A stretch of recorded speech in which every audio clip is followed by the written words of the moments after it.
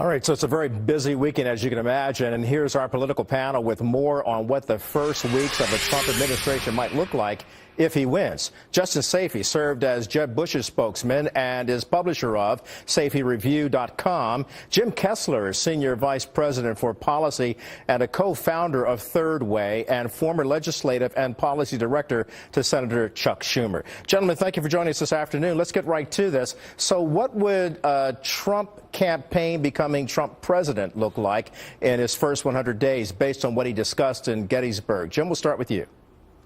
Well, he's going to even scores with the women who accused him of sexual assault. He's going to even the scores with the media who he feels has not treated him fairly. So this is a guy who likes to even scores.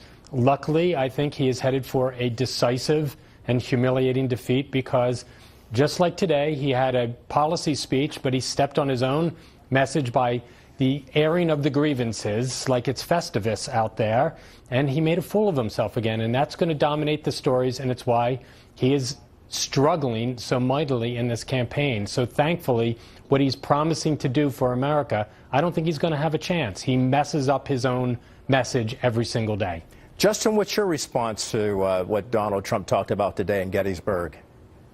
Well, I think it's good for Donald Trump to make the decision to talk about what he wants to do for America and to stop talking about what Hillary Clinton and the liberal press and the liberal news media want him to talk about, all the distractions and all the noise. This election is so important. It needs to focus on the issues and not all the irrelevant other issues. So I commend Donald Trump for doing that. I think the people of the country need to know what he plans to do. And he also does best when he focuses on the insider versus the outsider message, and that's what he did today. Hillary Clinton is the insider. She and her husband have been in politics and in power for over 30 years, and Donald Trump's never held elected office before. That message is going to resonate with more and more people.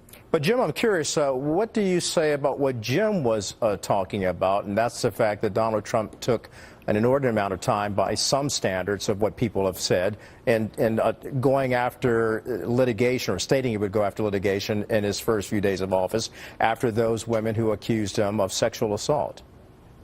Well, if I were advising Donald Trump, I would advise him to completely stop talking about that and focus on what he's going to do for the country as president of the United States. So over 60% of Americans don't think that the country's on the right track. Okay, and of course he's talking about he wants to be the candidate of change. But let me talk about change in terms of the Supreme Court, because that's what a lot of people are looking at. Donald Trump talked about this today. He talked about Justice Scalia replacing him on the court once if he becomes president, if he's elected. And he went on to say that Justice Scalia's wife actually has a Trump banner or poster on her lawn. So let's listen to what Donald Trump had to say about replacing him. Begin the process of selecting a replacement for Justice Scalia, whose wife, by the way, has a Trump sign. His wife is a phenomenal woman. Has a Trump sign in her front yard.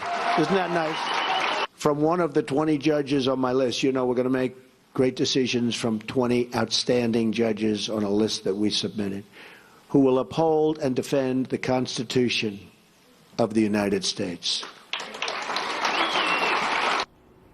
Jim, I'm curious, your response to what Donald Trump had to say about going forward with the Supreme Court should he become president? Well, I think it pays to have a Trump sign in your yard if you want to be considered. Look, he would take the court in a very conservative direction. I think the court made some bad decisions on Citizens United and other places. And, you know, Roe v. Wade would be under threat. So the Supreme Court is a very important issue here. I feel for Democrats. It favors Democrats on that issue. I'm sure conservatives feel otherwise. But, you know, I think the bottom line is I'm not sure people trust Donald Trump's judgment on a lot of things, including picking a Supreme Court justice. Even a lot of conservatives, I imagine, have their doubts about what he's going to do. Justin, real quickly, wrap that up for me. I got to hear your point on that as well. Yep, I'll wrap it up. Donald Trump has put out a list of 20 people who he says he would consider for appointing to the U.S. Supreme Court. Hillary Clinton is a total question mark, and for a lot of Americans, they're very concerned about an activist liberal court making laws when it's not their job to do that. All right, gentlemen, we've got into there. Jim Kessler, Justin Sayfie, thank you very much. Thank you. Thanks, Kelly. All right.